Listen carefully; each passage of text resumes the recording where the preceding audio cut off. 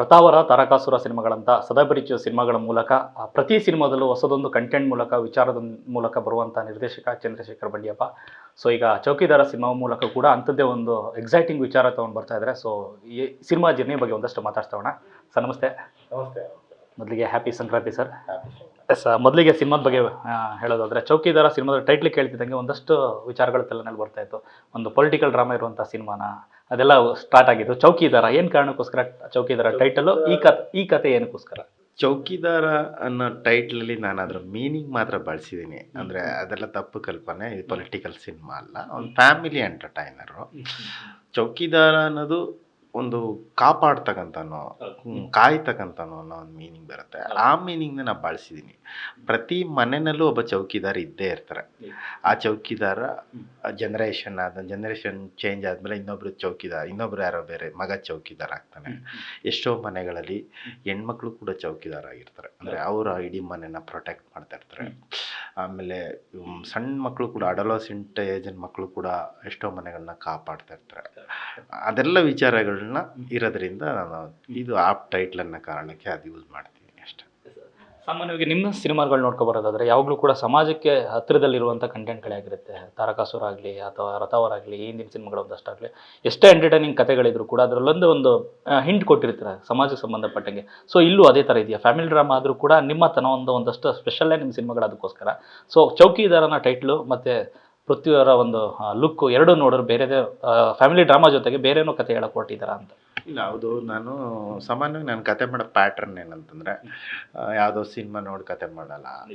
ಓದ್ತೀನಿ, ಬುಕ್ಸ್ ಓದ್ತೀನಿ. ಆಮೇಲೆ ಅಬ್ಸರ್ವೇಷನ್ ವೆರಿ ಇಂಪಾರ್ಟೆಂಟು. ಒಬ್ಬ ಡೈರೆಕ್ಟ್ರಿಗೆ ಇರಬೇಕಾದ್ದು ಮೇಯ್ನಾಗಿ ಒಂದು ಅಬ್ಸರ್ವೇಷನ್. ಈಗ ನೀವು ಬಂದಿಲ್ಲ, ಅಲ್ಲಿ ಬಂದಾಗ ನಿಂತ್ಕೊಂಡು ಹಿಂಗೆ ಬರ್ತೀರಾ ಅಂದರೆ ನಿಮ್ಮ ಬಾಡಿ ಲ್ಯಾಂಗ್ವೇಜ್ ಏನು, ನಿಮ್ಮ ಅಪಿಯರೆನ್ಸ್ ಏನು, ನೀವು ಹೆಂಗೆ ಮಾತಾಡ್ತೀರಾ, ಆಮೇಲೆ ನಿಮ್ಮ ಐಡಿಯಾಲಜಿ ಏನು, ಈ ಥರದ್ದೆಲ್ಲ ಅಬ್ಸರ್ವ್ ಮಾಡಿ ಮಾಡಿ ಮಾಡಿ ಮಾಡಿ ನನಗೇನು ಅನಿಸುತ್ತೆ ಈ ವಿಚಾರನ ನಾನು ಹಿಂಗೆ ಹೇಳಬೇಕು ಅಂತ. ಅಂದರೆ ಆ ಥರದ ವಿಚಾರನ ಈ ಸಿನಿಮಾಲಿ ನಾನು ಟ್ರೈ ಮಾಡಿದ್ದೀನಿ. ಫಾರ್ ಎಕ್ಸಾಂಪಲ್ ಅಂದರೆ ಮ್ಯಾಟ್ರ್ ಏನಂದರೆ, ಈಗ ನಮ್ಮ ತಾತ ಜನ್ರೇಷನಲ್ಲಿ ಒಂದು 10-12 ಜನ ಎಲ್ಲ ಮಕ್ಕಳಿರೋರು.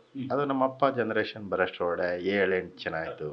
ನಮ್ಮ ಜನ್ರೇಷನ್ಗೆ 3-4 ತನಗಾಯಿತು. ಈಗ ನಮಗಿರೋದು 1-2 ಮಕ್ಕಳು. ನಾವೀಗ ಅಲ್ಲಿಗೆ ಬಂದು ನಿಂತಿದ್ದೀವಿ.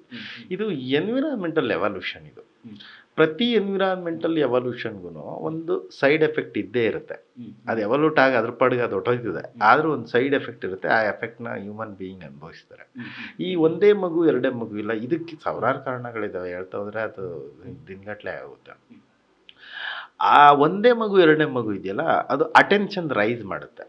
ಈಗ 6 ಮಕ್ಕಳ ಇದ್ದಾಗ 6 ಜನ 5:15 ಬರಲಿಲ್ಲ ಅಂದರೆ ಎಷ್ಟೇನು ಟೆನ್ಷನ್ ಆಗ್ತಿರಲಿಲ್ಲ.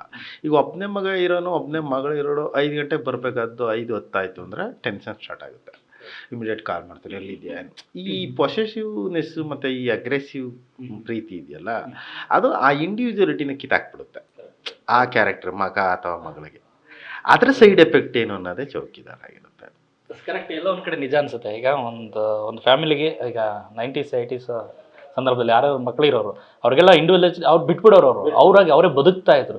ಈಗ ಎಲ್ಲೋ ಒಂದು ಕಡೆ ತಮ್ಮತನ ಕಂಡುಕೊಳ್ಳೋದ್ರಲ್ಲೇ ಕಷ್ಟ ಆಗಿದೆ ಅವರು. ಈಗ ನನ್ನ ಇದು ಮಾಡಿದ್ರೆ ನನ್ನ ಯಾರು ಕರ್ಕೊಂಡು ಸಿನಿಮಾ ಡೈರೆಕ್ಟರ್ ಮಾಡಿಲ್ಲ ಇಲ್ಲಿ. ನಾನು ನನ್ನ ಸ್ವಂತ ಇಚ್ಛೆಯಿಂದ, ಈಗ ನಾನು ಡೈರೆಕ್ಟ್ರ್ ಮಾಡ್ದನಲ್ಲ, ನಾನು ಆದವನು. ಮಾಡಿದವ್ರಿಗೂ ಆದವ್ರಿಗೂ ವ್ಯತ್ಯಾಸ ಇರುತ್ತೆ.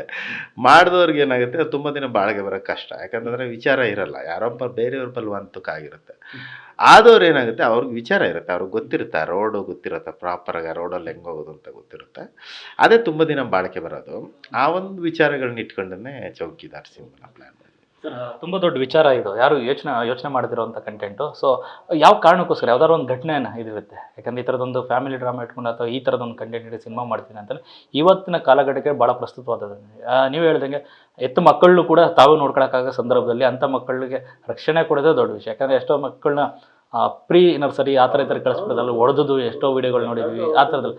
ಅದು ಆ ಮಕ್ಕಳಿಗೂ ತಂದೆ ತಾಯಿ ಮೇಲೆ ಬೇರೆ ಥರದೊಂದು ಪ್ರಭಾವ ಬಿದ್ದಿರುತ್ತೆ. ಅವರು ನೆಕ್ಸ್ಟ್ ಅವ್ರು ದೊಡ್ಡವರಾದ್ರು ಅವರು ಸರಿಯಾಗಿ ನೋಡ್ಕೊಳ್ಳಲ್ಲ. ಇಂಥದ್ದೆಲ್ಲ ಸಾಕಷ್ಟು ಘಟನೆಗಳ ವಿಚಾರಗಳನ್ನ ಇಟ್ಕೊಂಡೇ ನಾನು ಚೌಕಿದಾರ್ ಪ್ಲ್ಯಾನ್ ಮಾಡಿದ್ದೀನಿ. ಅಂದರೆ ಎಲ್ಲ ಮೀರಿ ಏನಂದರೆ ನಮ್ಮ ಭಾರತೀಯ ಸಂಸ್ಕೃತಿನಲ್ಲಿ ಎಮೋಷನ್ನೇ ಇದು ನೀವು ಏನು ಇನ್ನೂ 100 ವರ್ಷ ಹೋದರೂ ಎಮೋಷನ್ ಬಿಟ್ಟು ಅಪ್ಪ ಅಣ್ಣ ಅಣ್ಣ ತಮ್ಮಿ ಈ ವಿಚಾರಗಳು ಬಿಟ್ಟು ನೀವು ಬೇರೆ ಎಕ್ಟ್ರಾ ಏನೋ ಇಲ್ಲಿರೋದು ಎಲ್ಲಿಗೆ ಹೇಳಿದ್ರೂ ಅಕ್ಸೆಪ್ಟ್ ಆಗಲ್ಲ. ಎಮೋಷನ್ಗೆ ಫಸ್ಟ್ ಪಾಯಿಂಟು ನಮ್ಮಲ್ಲಿ. ಆಮೇಲೆ ನಮ್ಮ ಏನಂದರೆ ಈ ವಿಚಾರಗಳಿವೆಲ್ಲ ಇದೆಯಲ್ಲ, ಈ ಕರೆಂಟ್ ಅಫೇರ್ಸ್ ಇವೆಲ್ಲ, ಒಬ್ಬ ಅಪ್ಪ ಒಬ್ಬ ಅಮ್ಮ ಎಲ್ಲರಿಗೂ ಏಯ್ ನಮ್ಮ ಮನೇಲಿ ಇವನೊಬ್ಬ ಇದ್ದಾನೆ ಸಿದ್ಧಾರ್ಥ, ನಮ್ಮ ಮನೇಲಿ ಒಬ್ಬ ಪ್ರಕಾಶ್ ಗೌಡ ಇದ್ದಾನೆ, ಏಯ್ ನಾನು ನಮ್ಮ ಪಕ್ಕದ ಮನೇಲಿ ಒಬ್ಬನ ನೋಡಿದೆ, ಅವನು ಹಿಂಗೆ ಹಾಳು ಮಾಡ್ಬಿಟ್ರೆ ಅವರಪ್ಪ, ಈ ಥರದ್ದು ಕನೆಕ್ಟ್ ಆಗುತ್ತೆ ಥ್ರೂ ಔಟ್. ನೀವು ಸಿನಿಮಾ ನೋಡಿದಾಗ ಎಲ್ಲ ಪ್ರತಿಯೊಬ್ಬರಿಗೂ ಕನೆಕ್ಟ್ ಆಗೋ ಥರ ಇದೆ ಇರೋದ್ರಿಂದ ನಾನು ಪ್ರತಿಯೊಬ್ಬರೂ ನೋಡಿದ್ರೆ ನಿಮಗೆ ಒಂದು ಏನೋ ಒಂದು ನೀವು ನೋಡದೇ ಇರೋದು ಮೊಬೈಲಲ್ಲಿ, ಈಗ ಮೊಬೈಲಲ್ಲಿ ಎಲ್ಲ ಸಿಗುತ್ತೆ, ಮೊಬೈಲಲ್ಲಿ ಇಲ್ದಿರೋದು ಏನೋ ಒಂದು ವಿಚಾರ. ಈಗ ನಾನು ಹೇಳೋದು ನಿಮಗೆ ಮೊಬೈಲಲ್ಲಿ ಯಾರು ಹೇಳಲ್ಲ, ನಿಮಗೆ ಯಾವುದೋ ಗೂಗಲ್ ಫೇಸ್ಬುಕ್ಕಲ್ಲಿ ಯಾರು ಹೇಳಲ್ಲ. ಈ ಥರದ್ದೊಂದು ವಿಚಾರನೆ ಕಮರ್ಷಿಯಲ್ಲಾಗಿ, ಯಾಕಂತಂದರೆ ಈ ನಾನೇನು ಇವಾಗೆಲ್ಲ ಪಾಠ ಕೇಳೋಕ್ಕೆಲ್ಲ ಯಾರು ಬರಲ್ಲ ಸಿನಿಮಾಗೆ, ಅದನ್ನು ಕಮರ್ಷಿಯಲ್ಲಾಗಿ ಹೇಳೋಕ್ಕೆ ಟ್ರೈ ಮಾಡಿದ್ದೀನಿ. ಸರ್ ಎಲ್ಲೋ ಒಂದು ಕಡೆ ವಸುದೈವ ಕುಟುಂಬಕಂ ಅನ್ನೋ ಒಂದು ಸಾಲಿದೆಯಲ್ಲ ಸರ್, ಅದ್ರ ತದ್ವಿರುದ್ಧಾಗಿ ಜಗತ್ತು ಹೋಗ್ತಾ ಇದೆ. ಸೊ ಆ ಥರದ್ದೊಂದು ಬೇಕು, ಮತ್ತೆ ಆ ಥರದ್ದೊಂದು ಮೂಲಕ್ಕೆ, ಭಾರತದ ಒಂದು ಸಂಸ್ಕೃತಿ ಮೂಲಕ್ಕೆ ಬರಬೇಕು ಅನ್ನೋ ಒಂದು ಪ್ರಯತ್ನ ಇದು ಅಂತ. ಹೌದೌದು. ಅಷ್ಟು ಸುಲಭವಾಗಿ ಅವರು ಅಷ್ಟು ವಸುದೈವ ಕುಟುಂಬಕಂ ಅನ್ನೋದನ್ನ ಯಾಕೆ ಅಷ್ಟೊಂದು ಇದು ಮಾಡ್ತಾರೆ ಅಂದರೆ, ನಮ್ಮ ದೇಶದ ಮೂಲ ಇದೆ, ಅದೇ ನಮ್ಮ ದೇಶದ ಮೂಲ. ಯಾಕಂದರೆ ನೀವು ಎಷ್ಟೇ ದಬ್ಬಾಳಿಕೆಗಳು ಎಷ್ಟೇ ಇದಾದರೂ ನಮ್ಮ ದೇಶ ಯಾಕೆ ಕಂಪ್ಲೀಟ್ ನಮ್ಮ ದೇಶನ ಯಾರು ಹಾಳು ಮಾಡೋಕ್ಕಾಗಲ್ಲ. ಯಾಕಂತಂದರೆ ಅಷ್ಟು ಶಕ್ತಿ ಇದೆ ನಮ್ಮ ದೇಶಕ್ಕೆ.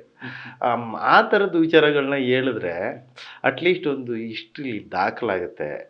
ಆ ಥರ ಗೊತ್ತಿಲ್ಲದಿರೋಂಥದ್ದು. ಈಗ ಯಾರೋ ರೌಡಿಗಳ ಬಗ್ಗೆ ಯಾರೋ ಯಾವುದೋ 80ನೇ ಇಸ್ವಿ 90ನೇ ಇಸ್ವಿಲಿ ಮಚ್ಚಿಟ್ಕೊಂಡು ರೌಡಿಸಮ್ ಮಾಡ್ತಿದ್ದ ಬಗ್ಗೆ 10 ಪಿಕ್ಚರ್ ಮಾಡೋ ಬದಲು ಇಂಥದ್ದೊಂದು 4-5 ಮಾಡಿದ್ರು ಅಟ್ಲೀಸ್ಟ್ ಹಿಸ್ಟ್ರಿನಲ್ಲಿ ನಿಂತ್ಕೊಳ್ಳುತ್ತೆ. ನಮ್ಮ ಮಕ್ಕಳು ಮೊಮ್ಮಕ್ಕಳು ಯಾರೋ ನೋಡಿದ್ರು, ಓ ಈ ಥರ ಎಲ್ಲ ಇತ್ತು.